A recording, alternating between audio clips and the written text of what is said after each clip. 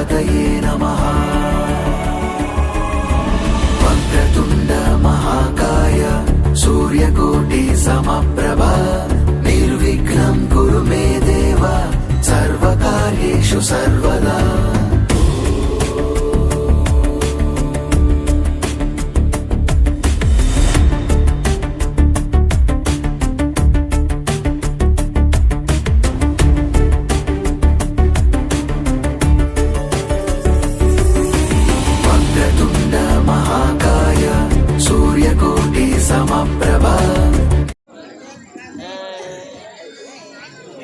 ಸುಕ್ಷೇತ್ರ ಗೊಟ್ಕಂಡಿ ಗ್ರಾಮದಲ್ಲಿ ಹಮ್ಮಿಕೊಂಡಂತಹ ಮಾನವಂತರ ಮನೆಗೆ ಮಾನಗೇಡಿ ಸೊಸೆ ಎಂಬ ಸುಂದರ ಸಾಮಾಜಿಕ ನಾಟಕದ ಉದ್ಘಾಟನಾ ಸಮಾರಂಭದ ಪಾವನ ಸಾನ್ನಿಧ್ಯವನ್ನು ವಹಿಸಿರುವಂಥ ಎಲ್ಲ ಪರಮ ಪೂಜ್ಯರ ಪಾದಕಮಲಗಳಿಗೆ ಅನಂತ ಕೋಟಿ ನಮಸ್ಕಾರಗಳನ್ನು ಸಲ್ಲಿಸಿ, ವೇದಿಕೆ ಮೇಲೆ ಆಸೀನರಾದಂಥ ಎಲ್ಲ ಗಣ್ಯಮಾನ್ಯರೇ, ಈ ಕಾರ್ಯಕ್ರಮಕ್ಕೆ ಆಗಮಿಸಿದಂಥ ಯಾವತ್ತು ಗುಟ್ಕಂಟಿ ಹಾಗೂ ಬಂಟ್ನೂರು ಸುತ್ತಮುತ್ತಲಿನ ಎಲ್ಲ ಗ್ರಾಮದ ಗುರು ಹಿರಿಯರೇ ಮತ್ತು ಯುವ ಮಿತ್ರರೇ, ನಾಟಕ ಭಾಳ ಸ್ಪೀಡಾಗಿ ಹೊಂಟದ. ಉದ್ಘಾಟನೆ ಆಯ್ತು, ಸನ್ಮಾನ ಆಯ್ತು, ಭಾಳ ಫಾಸ್ಟ್ ಹೊಂಟದ. ಎಲ್ಲಿ ನಾಟಕ 2-3 ಗಂಟೆಗೆ ಮುಗಿದು ಬಿಡ್ತದಂತ ನನಗೆ ಅನ್ಸಕತ್ತದೆ. ಇಷ್ಟು ಅವಸರದಲ್ಲಿ ಹೊಂಟಿರೋದ್ರಿಂದ ನಾನು ಸ್ವಲ್ಪ ಮಾತಾಡಿ ನನ್ನ ಮಾತನ್ನು ಮುಗಿಸ್ತೇನೆ. ಮಾತು ಮಿತವಾಗಿರ್ಬೇಕಂತ, ಮಾತು ಹಿತವಾಗಿರ್ಬೇಕು,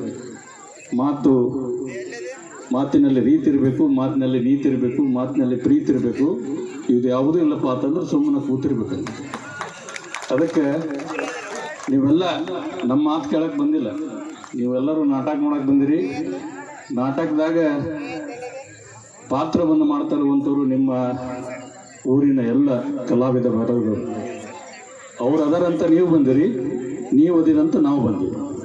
ಅದಕ್ಕೆ ಅವ್ರ ಹಿಂದೆ ನೀವು ಅದರಿ, ನಿಮ್ಮಿಂದ ನಾವು ಅದೇವಿ.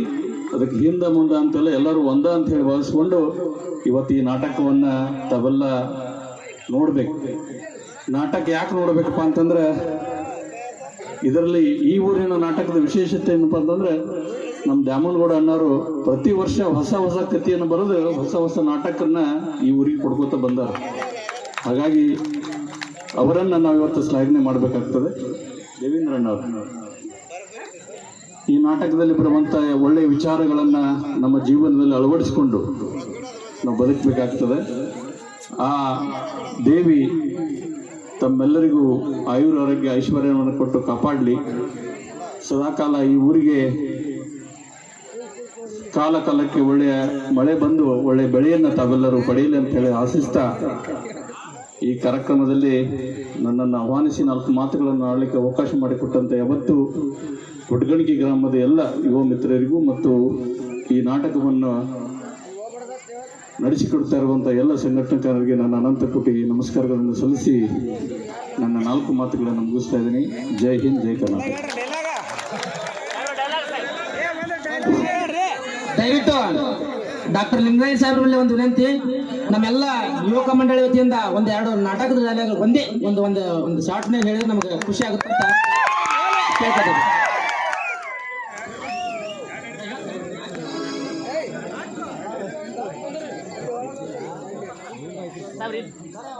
ಭಾಳ ದಿವಸದಿಂದ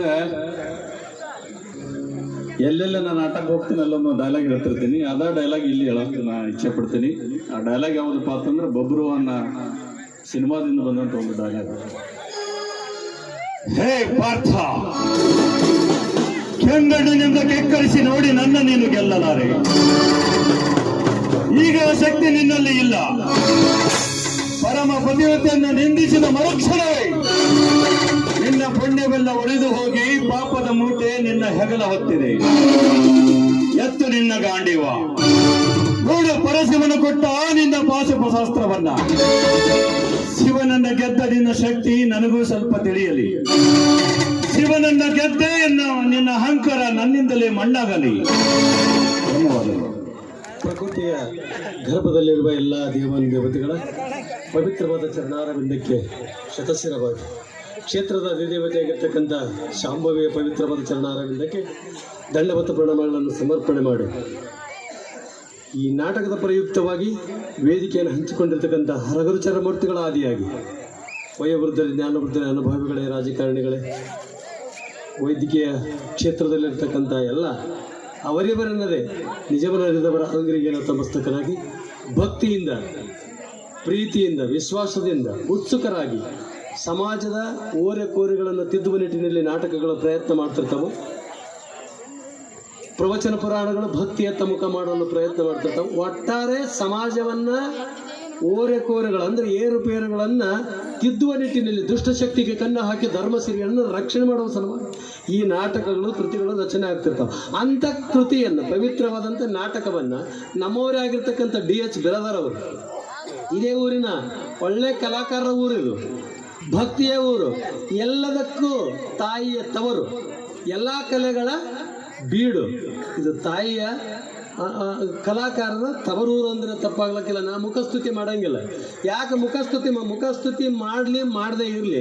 1 ತಿಂಗಳ ಪರ್ಯಂತರ ಅನ್ನ ನೀರ ನಿಮ್ಮ ಹೊರದವ ಮೇಯಾಗ. ನಿಮ್ಮಂಗೆ ಮಾತಾಡಲಿಲ್ಲ ಅಂದ್ರೆ ಮತ್ತೆ ನನಗೆ ಕೃತಜ್ಞ ಅನ್ನಬೇಕಾಗ್ತದೆ, ಹೌದಿಲ್ಲ? ಅದಕ್ಕೆ ಏನೇ ಇರಲಿ, ಆ ಕೃತಿಯನ್ನು ಹೆಂಗೆ ಬರೆದಾರ ಅವರು ಅಂತಂದ್ರೆ, ಮಾನವಂತರ ಮನೆಗೆ ಮಾನಗೇಡಿ ಸುಶಿ, ಹೌದಿಲ್ಲ? ಅದರಂತೆ ಅರ್ಥಾರ್ಥ, ನೂಲಿನಂತೆ ಸೀರೆ. ಇದು ಗೊತ್ತಿದ್ದಂಥ ವಿಷಯ. ಉತ್ತುಂಗವಾದಂಥ ಅದ್ಭುತವಾದಂಥ ಬದುಕನ್ನು ಕಟ್ಟಿಕೊಂಡು ಮನುಷ್ಯ ಏನು ಈ ಭವನ ದಾಟಬಲ್ಲೆ, ಸಮೃದ್ಧವಾದಂಥ ಬದುಕನ್ನು ಕಟ್ಟಿಕೊಂಡು ನಾ ಬದುಕಬಲ್ಲೆ ಅಂತ ಖುಷಿಯಿಂದ ಹೋಗುವ ಹೊತ್ನಾಗ ಯಾವುದೇ ರೀತಿ ಒಳಗೆ ಪುಣ್ಯ ಸರಿತು ಅಂದ್ರೆ ಹೆಣ್ಣಿನ ರೂಪದಾಗ ಬರಬಹುದು, ಪ್ರಾಣಿಯ ರೂಪದಾಗ ಬರಬಹುದು, ಮತ್ತು ಯಾವುದೋ ವ್ಯಕ್ತಿಯ ಮುಖಾಂತರ ಬಂದು ಆ ಮನೆತನವನ್ನೇ ಸರ್ವನಾಶ ಮಾಡಿರ್ತಕ್ಕಂಥ ದೃಶ್ಯಗಳು ಈ ನಾಟಕದ ತುಂಬ ಹೋತಪ್ರೋತವಾಗಿ ಕಾಣಿಸ್ತಾವೆ. ಆದರೆ ಅದರ ಪರಿಣಾಮ ಏನು ಅನ್ನೋದನ್ನು ಆ ಕೃತಿಯ ಉಪಸಂಹಾರದಲ್ಲಿ, ಕನ್ಕ್ಲೂಷನ್ ಅಂತೀವಲ್ಲ, ಅಲ್ಲಿ ಎದ್ದು ಕಾಣ್ತದೆ. ಅದಕ್ಕೆ ಆ ನಾಟಕವನ್ನು ನಾನು ನೋಡಿದ್ದಾಗ್ಯದ, ಕೇಳಿದ್ದಾಗ್ಯದ. DH ಬಿರಾದಾರ್ ಅವರ ಪ್ರಯತ್ನ ಸಾರ್ಥಕ ಆಗಬೇಕಾಗಿತ್ತಂದ್ರೆ ಜಾತ್ರೆ ದಿನವೇ ನಾಟಕ ಆಗಬೇಕಾಗಿತ್ತು. ಒಂದಿಷ್ಟು ಪ್ರಕೃತಿ ನಮ್ಮ ವಿರುದ್ಧ ಗಾಳಿ ಬೀಸಿದಾಗ ತಲೆ ಬಗ್ಗಿವಿ. ಇವತ್ತು ಆ ಪ್ರಕೃತಿ ನಮಗೆ ಸಾಥ ನೀಡಿದೆ. ಅದರ ಜೊತೆ ಆ ನಾಟಕವನ್ನು ಅದ್ಭುತವಾಗಿ ನಾವೆಲ್ಲರೂ ನೋಡೋಣ, ಕಲಾಕಾರರಿಗೆ ಆಶೀರ್ವಾದ ಮಾಡೋಣ. ಈ ಹಿಂದೆ ಮಾಡತಕ್ಕಂಥ ನಾಟಕದ ಕಲಾಕಾರರನ್ನು ಮೀರಿ ಕಲೆಯನ್ನು ವ್ಯಕ್ತಪಡಿಸುವ ಕಲಾಕಾರ ಇದರಲ್ಲಿದ್ದಾರೆ. ಯಾರೋ ನೌಕರಿ ಮಾಡ್ತಾರೆ, ಏನೋ ಮಾಡ್ತಾರೆ, ಎಲ್ಲವನ್ನು ಬದಿಗೊತ್ತಿ ಒಂದಿಷ್ಟು ಆ ಕಲೆಗೆ ಬೆಲೆ ಬರಬೇಕಾಗಿತ್ತಂದ್ರೆ, ಕಲೆ ಕಂಡು ಬೆಲೆ ಕಟ್ಟುವ ಕಲಾ ಪ್ರೇಕ್ಷಕರೇ, ಕಲಾಭಿಮಾನಿಗಳೇ, ನೀವೆಲ್ಲರೂ ಅದನ್ನು ನೋಡಿ ಗದ್ದಲ ಮಾಡಲಾರ್ದೆ ಇದ್ರಿ ಅಂತಂದ್ರೆ ಅವರಿಗೆ ಹುರುಪನಿಸ್ತದ, ಹುಮ್ಮಸ ತುಂಬಿ ಬರ್ತದೆ. ಕಲೆ ಅರಳಿ ನಿಲ್ಲಲಿಕ್ಕೆ ಸಾಧ್ಯದ, ರೊಕ್ಕ ಖರ್ಚು ಮಾಡಿದ್ದಕ್ಕೂ ನೋವಾಗೋದು. ಅದನ್ನು ನೀವೆಲ್ಲರೂ ಮಾಡಬೇಕಷ್ಟೇ ಅಂತ ಹೇಳುತ್ತಾ ಕೆಲವು ಮಾತುಗಳನ್ನು ಕೇಳಿದ್ದಕ್ಕಾಗಿ ನಿಮ್ಮೆಲ್ಲರಿಗೂ ಧನ್ಯವಾದಗಳನ್ನು ಹೇಳಿ ನಮಸ್ಕಾರ ಮುಗಿಸುತ್ತೆ. ತಾಯಿ ನಿಮಿಷಾಂಬೆಯ ಪಾದಗಳಿಗೆ ಹಣ್ಣೆ ಮಿಡಿದು ಈ ಒಂದು ವೇದಿಕೆಯಲ್ಲಿ ಆಸೀನರಾದಂಥ ಎಲ್ಲ ಪೂಜ್ಯರಿಗೆ ನಮಿಸಿ, ಹಾಗೂ ವೇದಿಕೆಯಲ್ಲಿ ಆಸೀನರಾದಂಥ ಎಲ್ಲ ನನ್ನ ವೃತ್ತಿ ಮಿತ್ರರೇ, ಇಲ್ಲಿ ಸೇರಿರುವಂಥ ಎಲ್ಲ ತಾಯಂದಿರೇ, ಅಣ್ಣ ತಮ್ಮಂದಿರೇ, ಆರಕ್ಷಕರೇ, ಪತ್ರಿಕಾ ಪ್ರತಿನಿಧಿಗಳೇ, ಪ್ರತಿ ವರ್ಷದಂತೆ ಈ ವರ್ಷವೂ ಕೂಡ ಕೋಟಗಣಿಕೆ ಗ್ರಾಮದಲ್ಲಿ ಮೊನ್ನೆ ನಡೆದಂಥ ತಾಯಿ ಮಹಾದೇವಿಯ ಯಾತ್ರೆಯನ್ನು ವಿಜೃಂಭಣೆಯಿಂದ ಆಚರಿಸಿ ತಾವುಗಳು ಪುನೀತರಾಗಿದ್ದೀರಿ ಅಂದ್ರೆ ತಪ್ಪಾಗಲಿಕ್ಕಿಲ್ಲ. ಮೊನ್ನೆ ಈ ಒಂದು ನಾಟಕ ನಡಿಬೇಕಾಗಿತ್ತು, ಮಳೆಯಿಂದ ಮುಂದೂಡಿ ಇಂದು ಹಾಗೂ ಇನ್ನೊಂದು ಪ್ರಯೋಗ ನಾಡಿದ್ದು ಇದೇ ಗ್ರಾಮದ ಎಲ್ಲ ಕಲಾವಿದರು ಸೇರಿ ಪ್ರದರ್ಶನ ಮಾಡಲಿದ್ದು, ತಾವುಗಳು ಈ ನಾಟಕದಲ್ಲಿ ಬರುವಂಥ ಮಾನವಂತರು ಹಾಗೂ ಮಾನಗೇಡಿಯನ್ನು ಇಲ್ಲೇ ಬಿಟ್ಟು ಮಾನವಂತರನ್ನು ತಮ್ಮೊಂದಿಗೆ ಮನೆಗೆ ಒಯ್ಯುವಂಥ ಕಾರ್ಯ ಆಗಲಿ ಅಂತ ಆಶಿಸ್ತಾ ತಮಗೆಲ್ಲರಿಗೆ ವಂದಿಸಿ ನನ್ನ 4 ಮಾತುಗಳನ್ನು ಮುಗಿಸ್ತೇನೆ. ಜೈ ಹಿಂದ್, ಜೈ ಕರ್ನಾಟಕ. ಜಯನಿಸಿ ಈ ಒಂದು ಕ್ಷೇತ್ರದ ದೇವತೆಯಾದ ಜಗಜ್ಜನನಿ ಶಾಂಭವಿ ಶ್ರೀಪಾದಗಳಲ್ಲಿ ಅನಂತ ಕೋಟಿ ನಮನಗಳು ತಿಳಿಸುತ್ತಾ, ಈ ಒಂದು ವೇದಿಕೆಯನ್ನು ಅಲಂಕರಿಸಿದ ದಿವ್ಯ ಸಾನ್ನಿಧ್ಯವನ್ನು ವಹಿಸಿದ ಪರಮ ಪೂಜ್ಯರ ಶ್ರೀಪಾದಗಳಲ್ಲಿ ಅನಂತ ಕೋಟಿ ನಮನಗಳು ತಿಳಿಸುತ್ತಾ, ಉಳಿದ ಪೂಜ್ಯರುಗಳ ವಂದನೆಗಳು ತಿಳಿಸುತ್ತಾ, ಈ ಒಂದು ವೇದಿಕೆಯ ಗಣ್ಯಮಾನ್ಯರು ಕೂಡ ಅನಂತ ಶರಣಾರ್ಥಿಗಳು. ಈ ಒಂದು ಪವಿತ್ರವಾದ ನಾಟಕವನ್ನು ನೋಡಲು ತಮ್ಮೆಲ್ಲರಿಗೂ ಕೂಡ ಅನಂತ ಧನ್ಯವಾದಗಳು. ಇಲ್ಲಿವರೆಗೆ ಬಹು ಸುಂದರವಾಗಿ ಎಲ್ಲರೂ ಮಾತಾಡಿದರು. ಯಾವ ಊರ ಅಂತಂದ್ರೆ ಈ ಒಂದು ಕರ್ನಾಟಕದಲ್ಲಿ ಏನಪ್ಪಾ ಅಂದ್ರೆ ಒಂದು ಗೊಟ್ಟಗುಣಿಗೆ ಒಂದು ಕೊಂಡುಗೋಳಿಯಲ್ಲಿ ಹೆಣ್ಣು ಮಕ್ಕಳಿಂದ ಜಾತ್ರಾ ಮಾಡ್ತಿರಲಿಲ್ಲ, ಬಹಳ ಅದ್ದೂರಿ. ಯಾವುದೇ ಒಂದು ಕೆಲಸ ಆಗ್ಬೇಕಾದ್ರೆ ಒಂದು ಸ್ತ್ರೀಯಿಂದ ಒಂದು ಶಕ್ತಿಯಿಂದ ಪರಮಾತ್ಮನ ಅರ್ಧಾಂಗಿನಿ ಅದ. ಹಾಗೇನಪ್ಪಾ ಅಂದ್ರೆ ತಾವೆಲ್ಲರೂ ಈ ಒಂದು ಹೆಣ್ಣು ಮಕ್ಕಳಿಗೆ ಒಂದು ಗೌರವ ಕೊಟ್ಟು ಬಹು ವಿಜೃಂಭಣೆಯಿಂದ ಮೊನ್ನೆ ಜಾತ್ರಾ ಮಹೋತ್ಸವ ಮಾಡಿದ್ರಿ. ಅದು ಕೂಡ 41 ದಿನ ಎಲ್ಲಿಯಾದ್ರೂ ಕಾರ್ಯಕ್ರಮ ನಡೀತದೆ ಅಂದ್ರೆ ಅದು ಗೊಟ್ಟಗುಣಿಗೆ ಊರಲ್ಲಿ. ಇಂಥ ಒಂದು ಅದ್ಭುತವಾದ ತಾವೆಲ್ಲ ಕಾರ್ಯಕ್ರಮವನ್ನು ನಡೆಸಿಕೊಂಡು ಬಂದಿದ್ದೀರಿ. ಇಂಥ ಪವಿತ್ರವಾದಂಥ ಇದೊಂದು ನಿಮಿತ್ತಕ್ಕಾಗಿ ನಾವು ನೀವೆಲ್ಲರೂ ಕೂಡಿವಿ.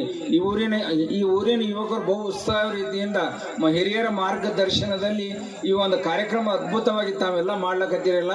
ಇದರಲ್ಲಿ ಇರುವ ಒಳ್ಳೆಯ ಗುಣಗಳು ನೀವು ಅಳವಡಿಸಿಕೊಂಡು ನಿಮಗೆ ಯಾವ ಗುಣ ಯಾವುದನ್ನು ನಾಟಕದಲ್ಲಿ ಬಿಡು ಅದನ್ನು ತೆಗೆದುಕೊಂಡು ನೋಡಿ ಹೇಳಿದ್ರಾಗೆ ಮಾನವರು ಯಾವ ಧರ್ಮ ನಾವು ರಕ್ಷಣೆ ಮಾಡ್ತೀವಿ ಆ ಧರ್ಮ ನಮ್ಮನ್ನು ರಕ್ಷಣೆ ಮಾಡ್ತದ. ಮಾತೃದೇವೋಭವ, ಪಿತೃದೇವೋಭವ, ಆಚಾರ್ಯ ದೇವೋಭವ ಅಂತೇಳಿ ನೀವೆಲ್ಲರೂ ಏನಪ್ಪಾ ಅಂದ್ರೆ ಶ್ರದ್ಧಾ ಭಕ್ತಿಯಿಂದ ನಿಮ್ಮ ತಾಯಿ ತಂದೆ ನೋಡಿದ್ರೆ ಅವರೇ ದೇವರು, ಅವರೇ ದೇವಿ, ಎಲ್ಲರೂ ಅವರೇ. ಅದಕ್ಕಾಗಿ ನೀವು ಒಳ್ಳೆಯ ಗುಣಗಳನ್ನು ನಿಮ್ಮಲ್ಲಿ ಅಳವಡಿಸಿಕೊಂಡು ಈ ಊರಿಗೊಂದು ಹೆಸರು ತರುವಂತರಾಗಿರಿ. ಇಂಥ ಕಲಾ ಕುಸುಮಕ್ಕೆ ಒಳ್ಳೆಯ ಶಕ್ತಿ, ಒಳ್ಳೆಯದು ದೇವಿ ಕೊಟ್ಟು ಕಾಪಾಡಲಿ, ಎಲ್ಲ ಪೂಜ್ಯರು ಕೊಟ್ಟು ಕಾಪಾಡಲಿ.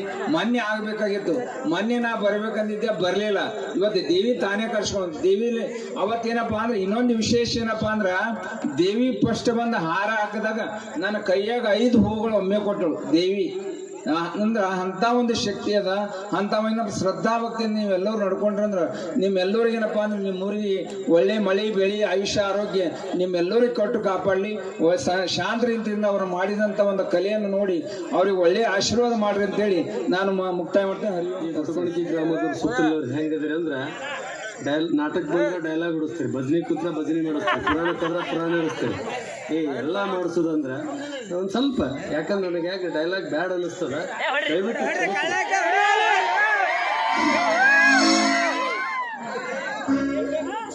ಏನು ನನ್ನ ಮಾತೇ ಬರೋದಿಲ್ಲ. ಸುಮ್ಮನೆ ಸಿಂಪಲ್ ಹೇಳ್ತೀನಿ. ಮಾಡುತ್ತಾನೆ ಬಡತನವೆಂಬ ಭಾವನೆಯಿಂದ ಪಾರಾಗಬೇಕಾದರೆ ಈ ಕಲಿಯುಗದಲ್ಲಿ ಮುದುಕಿಯರಿಗೆ ಮಾತ್ರ ಕಷ್ಟ. ಪತಿವ್ರತೆ ಎಂಬ ಧರ್ಮ ಕಟ್ಟಳೆಗೆ ಸಿಲುಕಿಕೊಂಡು ಜೀವನ ಸಾಗಿಸುತ್ತಿರುವ ಸ್ತ್ರೀಯರಿಗೆ ಮಾತ್ರ ಕಷ್ಟ. ನಿಮ್ಮಂತ 16 ಹರೆ ಮುಂದೆ ತುಣುಕ ಯೌವನ ದೇವಲೋಕದ ರಂಬೆನೆ ಮೀರಿಸುವ ಅಲೌಕಿಕ ಸೌಂದರ್ಯ ಇರುತ್ತಿರಲು ಕಲ್ಲು ಮೂರ್ತಿಯ ಮುಂದೆ ನಿಂತು ಅರ್ಥನಾದ ಮಾಡಿದರೆ ನಿನ್ನ ಕೂಗಿಗೆ ಹೋಗೊಟ್ಟು ಬಡತನದಿಂದ ಬಾಳುವ ನಿನ್ನನ್ನು ಪಾರು ಮಾಡುವನೇ ಅವರಿಂದ ಘನಮಹಿಮ. ಅಬ್ಬಾಯಿನಾಡು ಸ್ಟುಡಿಯೋದಲ್ಲಿದ್ದಾಗ ಈ ಒಂದು ಕತೆ ಬರ್ತಿದ್ದೆ. ಅದು ತವರಿನ ಹಂಬಲ ಒಂದು ಚಿತ್ರ ಕತೆ ಅಂತ ಬರದೆ. ಅವರು ವರ್ಷಕ್ಕೆ 2 ಕತೆ ಬೇಕಾಗ್ತಾವ, ಒಂದು ಫಿಲ್ಮ್ ತೆಗಿಲಿಕ್ಕೆ ಸ್ಟೋರಿ ಬರೆದು ಕೊಡ್ಬೇಕಂತ ನಾನು ಮಾತು ಕೊಟ್ಟಿದ್ರು ಅವರು. ಕೇವಲ 6 ತಿಂಗಳಲ್ಲಿ ಶೂಟಿಂಗ್ ಸ್ಟಾರ್ಟ್ ಮಾಡ್ತೀವಿ, ಸ್ಟುಡಿಯೋ ಕೆಲಸ ಕಟ್ಟಾಡಿ ನಡಿತೈತಿ, ಅದನ್ನ ಕಡೆ ನಾನು ಲಕ್ಷ್ಯ ಕೊಡೋದಿಲ್ಲ ಅಂತೇಳಿ 8 ಎಕರೆ ಜಮೀನಲ್ಲಿ ಆಗಾಗಲೇ ಕೆಲವೊಂದಿಷ್ಟು ಪೊಲೀಸ್ ಸ್ಟೇಷನ್ನು, ಕಾಲೇಜು, ಒಂದು ಹಳ್ಳಿ ಓಣಿ ಎಲ್ಲ ಕಟ್ಟಾಡಾಗಿದ್ದು. ಆದ್ರೂ ಇನ್ನೂ ಕೆಲವೊಂದು 2 ಫ್ಲೋರ, ಸ್ವಿಮ್ಮಿಂಗ್ ಪೂಲ್ ಏನೇನೋ ಪ್ಲ್ಯಾನ್ ಇಟ್ಟಿದ್ರು. ಶೂಟಿಂಗ್ ಕೆಲಸ ನಾವು ಕಂಟಿನ್ಯೂ ಮಾಡಮ್ಮ 6 ತಿಂಗಳದಲ್ಲ ಅಂತೇಳಿ ಸ್ಟೋರಿ ಬರೆಸ್ಕೊಂಡ್ರು. 6 ತಿಂಗಳಂತೇಳಿ 3 ವರ್ಷ ನಾನು ದುಡಿಸ್ಕೊಂಡ್ರೆ ಅದು ಕಂಪ್ನಿಯಲ್ಲಿ ಸ್ಟುಡಿಯೋದಲ್ಲಿ. ಆದ್ರೂ ಒಂದು ಅವಕಾಶ ಸಿಗಲಿಲ್ಲ. ಅಲ್ಲಿ ಹಲವಾರು ಜನ ಅವಾಗಿನ ಫೋನಿನ ಸೌಲಭ್ಯ ಇದ್ದಿರಲಿಲ್ಲ. ನಾನು ಹೇಳೋದು 8, 1, 24, 32, 34 ವರ್ಷದ ಹಿಂದಿನ ಕತೆ ಹೇಳಕತ್ತೀನಿ. ಆ ಟೈಮ್ದಾಗ ನಾ ಫೋನಿಂದ ಒಂದು ಸೌಲಭ್ಯ ಇದ್ದಿಲ್ಲ. ಪತ್ರಗಳನ್ನು ಬರಿತಿದ್ರು. ಆ ಹಲವಾರು ಪತ್ರಗಳು ನಮ್ಮ ಉತ್ತರ ಕರ್ನಾಟಕ ಭಾಗದಿಂದನೇ ಬರ್ತಿದ್ವು. ಆ ಇನ್ಲ್ಯಾಂಡ್ ಲೆಟರ್ ಅಂತ ಬರ್ತಿದ್ವು. ಅವಾಗ ಅಬ್ಬಾಯಿನಾಡು ಬರಿತಿದ್ರು. ನಮ್ಮ ಉತ್ತರ ಕನ್ನಡ, ಬೆಳಗಾವಿ, ಬಿಜಾಪುರ ಮತ್ತು ಹುಬ್ಬಳ್ಳಿ ಇಷ್ಟೆಲ್ಲ ಕಲಾವಿದರು ನಮ್ಮ ಕಡೆ ಅದರ ಹವ್ಯಾಸಿಗಳು. ನನ್ನ ಸರ್ ನನಗೊಂದು ಅವಕಾಶ ಕೊಡ್ಬೇಕ್ರಿ, ನಾನು ಡೈರೆಕ್ಟರ್ ಆಗ್ಬೇಕಂತ ಅಪೇಕ್ಷೆ ಐತ್ರಿ, ನಾನು ಸ್ವಲ್ಪ ಹಣ ಐತ್ರಿ, ಫಿಲ್ಮ್ ತೆಗಿಬೇಕಂತ ಅಪೇಕ್ಷೆ ಐತ್ರಿ, ನಿಮ್ಮ ಹತ್ರ ನಾನು ಅನುಭವ ತೊಗೋಬೇಕಾಗಿತ್ತಂತ ಅಬ್ಬಾಯಿನಾಡು ಬರಿತಿದ್ರು. ಅವೆಲ್ಲ ಒಂದಿನ ನಾವು ಓದ್ತಿದ್ದಿಲ್ಲ, ನನಗೆ ಓದಂತ ಹೇಳ್ತಿದ್ದೆ, ಬೋಯಿ ಮಕ್ಕಳು ಆ ಉತ್ತರ ಕನ್ನಡ ಬರ್ತಾರಂತ ಏನೋ ಪಿಕ್ಚರ್ ತೆಗಿತಾರ, ಇಷ್ಟು ಹೀನಾವೇ ಮಾತಾಡ್ತಿದ್ದ. ಅದೇ ಒಂದು ಚಾಲೆಂಜ್ ಮಾಡಿ ನಾನು ಚಾಲೆಂಜ್ ಮಾಡಿದೆ ಸ್ಟುಡಿಯೋ ಬಿಟ್ಟು ಬರುವಾಗ. ನೀ ಕೇವಲ 22 ಪಿಕ್ಚರ್ ತೆಗ್ದಿಯಲ್ಲ, ನಿನಗಿಂತಲ್ಲ 1 ಕತೆ ಹಚ್ಚಬೇಡ, 23 ಕತೆಗಳನ್ನು ಬರೆದು ನಾನು ಹುಬ್ಬಳ್ಳಿಯಲ್ಲಿ ನಾನು ಶೂಟಿಂಗ್ ಸ್ಟಾರ್ಟ್ ಮಾಡ್ತಂದ್ರೆ ಚಾಲೆಂಜ್ ಮಾಡಿ ಬಂದು 94ನೇ ಇಸ್ವಿಯಲ್ಲಿ ಅವನ ಹತ್ರ ಕೆಲಸ ಬಿಟ್ಟು ಬಂದು 3 ವರ್ಷ ಸತತ ಪ್ರಯತ್ನ ಮಾಡಿ ಹುಬ್ಬಳ್ಳಿಯಲ್ಲಿ ತವರಿನ ಹಂಬಲ ಅನ್ನೋ ಹೆಸರು ಮೇಲೆ ಶೂಟಿಂಗ್ ಸ್ಟಾರ್ಟ್ ಮಾಡಿದೆ. ಕೊನೆಗೂ ಪಾಟ್ಲಿ ಪುಟ್ಟಪ್ಪ ಸರ್ ಒಂದು ಮಾತು ಹೇಳಿದ್ರು ನನಗೆ ತಮ್ಮ ಆಫೀಸಿಗೆ ಕರೆದು, ನೋಡಪ್ಪ ನೀವು ಬೆಂಗಳೂರು ಬಿಟ್ಟು ಯಾಕೆ ಬಂದೆ ಅಂತ ಹೇಳಿದ್ರು. ಸರ್ ಹಿಂಗೆಲ್ಲ ನಮ್ಮ ಉತ್ತರ ಕರ್ನಾಟಕದ ಕಲಾವಿದರು ಭಾಳ ಅವಮಾನ ಮಾಡ್ತಾರೆ, ಗಾಂಧಿನಗರದ ಹುಚ್ಚರಂಗ ನೋಡ್ತಾರೆ, ಅದಕ್ಕೆ ನಾ ಚಾಲೆಂಜ್ ಮಾಡಿ ಅಬ್ಬಾಯಿನಾಡಿಗೆ ಅಂತಂದ್ರೆ ಅವರು ದುಬ್ಬ ಚಪ್ಪಡಿಸಿದ್ರು. ಎದ್ದು ಬಂದು ಕುರ್ಚಿ ಮೇಲಿಂದ ಎದ್ದು ಬಂದು ಕೊನೆಗೆ, ನೋಡಪ್ಪ ನೀನು ನಮ್ಮವ್ರಂತ ನಂಬ್ಕೋಬೇಡ, ನಿನಗಲ್ಲಿ ಹಗ್ಗ ತೊಗೊಂಡು ನೇಣು ಹಾಕ್ಯಾರ ಮತ್ತು ಎದನ್ನ ಚೂರಿ ಹಾಕ್ಯಾರ. ನಮ್ಮವ್ರಂತ ಹುಬ್ಳಿಯಲ್ಲಿ ನಂಬಿಕೊಂಡ್ಯಾಂದ ನಿನ್ನ ಹಿಂದಿಂದ ಚಾಕು ಹಾಕ್ತಾರ ಮತ್ತು ಕೂದಲೆಲ್ಲ ನೇಣು ಹಾಕ್ತಾರೆ, ನೀ ಎಚ್ಚರಿಕೆಯಿಂದ ಇರುವಂತ ಹೇಳಿದರು. ಕೊನೆಗೆ ನಾನು ಎಷ್ಟೇ ಹುಷಾರಿದ್ರು ನಮ್ಮವ್ರು ಅನ್ನಿಸ್ಕೊಂಡವ್ರು ನನಗೆ ಮೋಸ ಮಾಡಿ ಮೂರು ಜನ ಪಾರ್ಟ್ನರ್ ಆಗಿ ಶೂಟಿಂಗ್ ಸ್ಟಾರ್ಟ್ ಮಾಡಿದ್ದೆವು. ಕೇವಲ 15 ಲಕ್ಷ ರೂಪಾಯಿದಲ್ಲಿ ಶೂಟಿಂಗ್ ಮುಗಿತು ಆ ಟೈಮ್ದಾಗ. ಇದ್ರೇನು ಕಾವೇರಿ ಪಾತ್ರ ಮಾಡಿದ್ದಾಳಲ್ಲ, ವಿನಯ ಪ್ರಸಾದ್ನ ಹಾಕೊಂಡಿದ್ದೆವು. ಪ್ರಸಾದನ ಪಾತ್ರಕ್ಕೆ ಶ್ರೀನಾಥನ್ನ ಮತ್ತು ರಮೇಶ್ ಭಟ್ ಮಲೇಶಿ ಪಾತ್ರಕ್ಕೆ ಮತ್ತು ವಜ್ರಮುನಿನ ಧರ್ಮರಾಜ್. ಕೇವಲ 4 ಜನರನ್ನು ಹಾಕೊಂಡು 22 ಜನರನ್ನ ಉತ್ತರ ಕರ್ನಾಟಕ ಕಲಾವಿದನ ಆಯ್ಕೆ ಮಾಡ್ಕೊಂಡಿದ್ದೆ. ಯಾಕಂದ್ರೆ ನಮ್ಮ ಉತ್ತರ ಕರ್ನಾಟಕ ಬೆಳೆಸ್ಬೇಕಂತ. ಕೇವಲ ಶೂಟಿಂಗ್ ದಿವಸ ಫಿಲ್ಮ್ ಡೆವಲಪ್ಮೆಂಟ್ ಎಜುಕೇಷನ್ ಸೊಸೈಟಿ ಅನ್ನೋ ಒಂದು ಸಂಸ್ಥೆಯನ್ನು ಸ್ಥಾಪನೆ ಮಾಡಿದೆ. ಈಗೆಲ್ಲ ಬೆಂಗಳೂರಾಗ ಈಗ ಪ್ಲ್ಯಾನ್ ಮಾಡ್ತಾರೆ.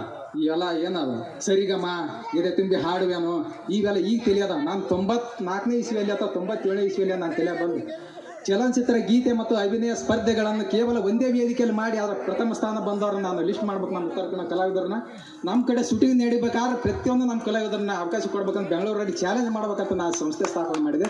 ಅಲ್ಲಿಯೂ ಕೂಡ ಅಲ್ಲಿನ ನಮ್ಮವರನ್ನೇ ಬಸವರಾಜ್ ಹೊರಟ್ಟಿ ಅವರು, ಗೋಪಿನಾಥ್ ಸಾಂಡ್ರ ಅವ್ರಿಂಥ ದೊಡ್ಡ ವ್ಯಕ್ತಿಗಳನ್ನ ನನಗೆ ಹೆಲ್ಪ್ ಮಾಡ್ತಾರಂತ ನಾನು ಆಸೆ ಇಟ್ಕೊಂಡೆ. ಅವ್ರಲಿಂದನೇ ಅಲ್ಲಿ ಉದ್ಘಾಟನೆ ಮಾಡಿಸಿದೆ. ಅವರು ಸಹಿತ ನನ್ನ ಆ ಟೈಮ್ದಾಗ ಕೈ ಬಿಟ್ಟರು. ಇರಲಿ, ಅದಕ್ಕಾಗಿ ಉತ್ತರ ಕರ್ನಾಟಕದ ಒಂದು ಕಲಾವಿದರು, ನಿಜವಾಗಿ ದೊಡ್ಡ ಕಲಾವಿದರು ನಮ್ಮ ಉತ್ತರ ಬೆಂಗಳೂರಾಗ ಏನು ಎಲ್ಲ ಹೈಬ್ರಿಡ್ ಕಲಾವಿದರು. ಅಲ್ಲಿ ಬೆಂಗಳೂರಾಗ ನಿಜವಾದ ಜವಾರಿ ಕಲೆ ಸಿಗ್ಬೇಕಾದ್ರೆ ನಮ್ಮ ಉತ್ತರ ಕರ್ನಾಟಕದಲ್ಲಿ ಮಾತ್ರ ಸಿಗ್ತೈತಿ. ಆದರೆ ನಾನು ಸ್ವಂತ ಅನುಭವದ ಮೇಲೆ ಚಾಲೆಂಜ್ ಮಾಡಿ ನಾನು ಈ ಶೂಟಿಂಗ್ ಸ್ಟಾರ್ಟ್ ಮಾಡ್ಬೇಕಂತ ತವರಿನ ಹಂಬಲ್ಲಿ ಹೆಸರು ಬರದೆ ಅನಿವಾರ್ಯ ಕಾರಣಗಳಿಂದ ಅದು ಶೂಟಿಂಗ್ ಆಗಲಿಲ್ಲ. ಏನೋ ಈ ಜನ್ಮದಲ್ಲಿ ಅದು ಸಾಧ್ಯ ಇಲ್ಲ ಅಂತ ಕಾಡ್ತು.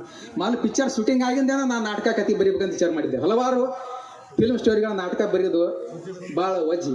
ನಾಟಕ ಕತೆಗಳ ಪಿಕ್ಚರ್ ಬರೋದು ಯಾಕೆ ಸಂಪತ್ತಿ ಸವಾಲ, ರೈತನ ಮಕ್ಕಳು, ಸಂಗೊಳ್ಳಿ ರಾಯಣ್ಣ, ಕಿತ್ತೂರು ಚೆನ್ನಮ್ಮ, ಹಲವಾರು ನಾಟಕ ಕತೆಗಳ ಫಿಲ್ಮ್ ತೆಗೆದ ಫಿಲ್ಮ್ ಸ್ಟೋರಿಯ ನಾಟಕ ಬರಿಬೇಕಾದ್ರೆ ಭಾಳ ವಜ್ಜಿ. ಅದಕ್ಕೆ ಯಾರು ನಾ ಪ್ರಯತ್ನ ಮಾಡಿ ನಾಟಕ ರೂಪಕ್ಕೆ ಡೈರೆಕ್ಷನ್ ನಾವಾಯ್ತು, ನಮ್ಮ ಮೌನೇಶ್ ಆಯ್ತು, ಆದಷ್ಟು ಮಾಡಿ ಪ್ರಯತ್ನ ಮಾಡಿ ನಾಟಕ ರೂಪ ಕೊಡ್ಬೇಕಂತ ನಾವು ಪ್ರಯತ್ನ ಮಾಡಿದ್ದೀವಿ. ಅವರು ಕಲಾವಿದರು ತಮ್ಮ ತಿಳಿದ ಮಟ್ಟಿಗೆ ಈಗ ಏನಾದ್ರು ಅಭಿನಯ ಮಾಡಿಸಿದ್ರೆ ಎಷ್ಟು ಮಟ್ಟಿಗೆ ನೀವು ಅವ್ರನ್ನ ಒಪ್ಕೊಂತಿರೋ ಬಿಟ್ಟು. ಯಾಕಂದ್ರೆ ಹಳ್ಳಿಯಲ್ಲಿ ಸ್ವಲ್ಪ ಕಂಪ್ನಿ ನಾಟಕ ತರಿಸೋದು ಅದು ವರ್ಷ ಮಾಡ್ಕೊಂಡು ಬಂದ್ರೆ 3 ವರ್ಷ. ಆದ್ರೆ ಒಂದು ಕಂಪ್ನಿ ನಾಟಕ ಅಂತಾರ, ಅದೇ ಹೇಳಿದ್ನಲ್ಲ ಆಗಲೇ ಹೈಬ್ರಿಡ್ ಅಂತಾರಲ್ಲ. ನಿಜವಾಗಿ ನಮ್ಮ ಮಕ್ಕಳು ನಾವು ಯಾವ ಮಾಡಿದ್ರೆ ನಮ್ಗೆ ಚಂದ ಕಾಣ್ತೇವೆ. ನಮ್ಮ ವಾತಾವರಣದಾಗ ಒಂದೊಂದು ಸ್ವಲ್ಪ ತಪ್ಪು ಮಾಡ್ತಿರ್ತಾವ. ಆರು ನೀನು ಒಪ್ಕೊಂಡೀಗ ನಿಮ್ಮ ಮಕ್ಕಳನ್ನ ತಿಳ್ಕೊಂಡೀಗ ಕಲಿಯಂಗೆ ಒಪ್ಕೊಂಡ್ರಿ.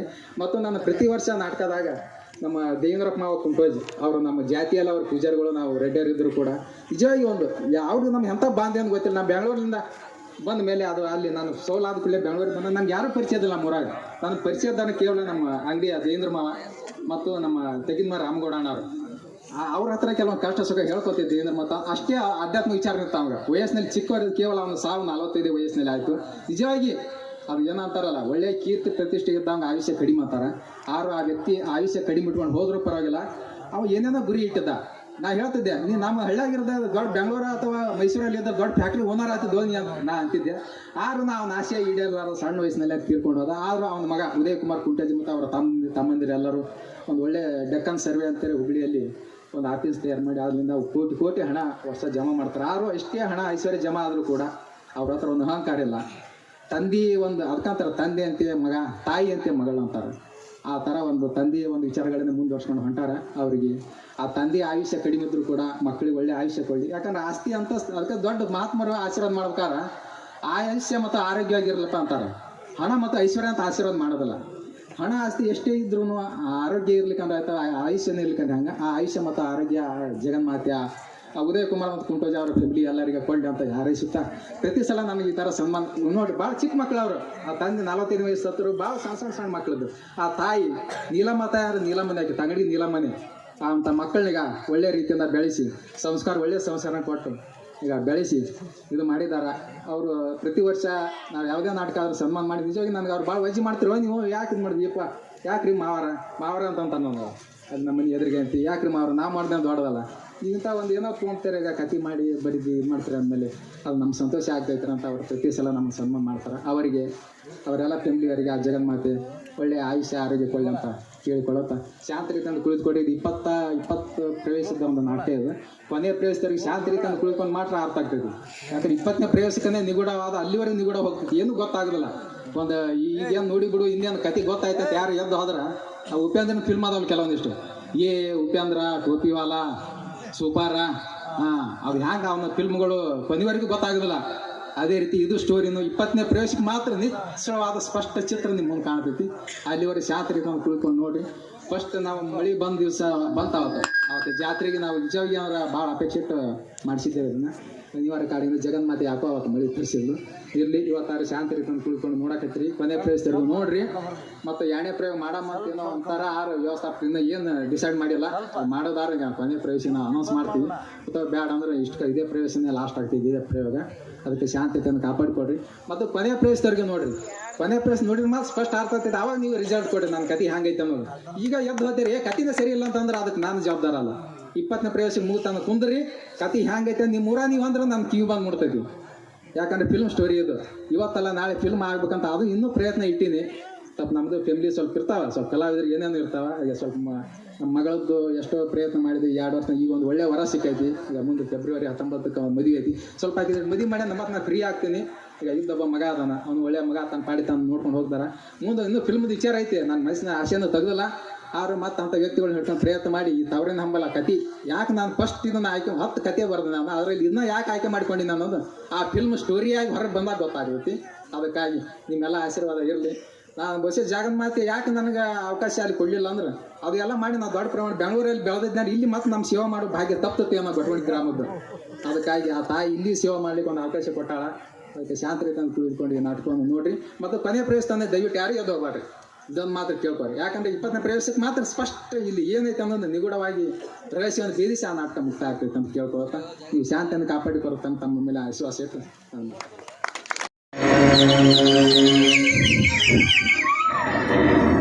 ಗುರು ಸಾಕ್ಷಾತ್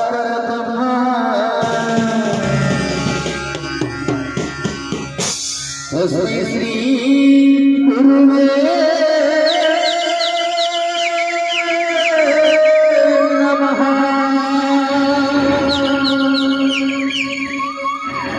ಸಂಗೀತ ಸಾಗರ ಸಾಹಿತ್ಯ ಭೂಷಣ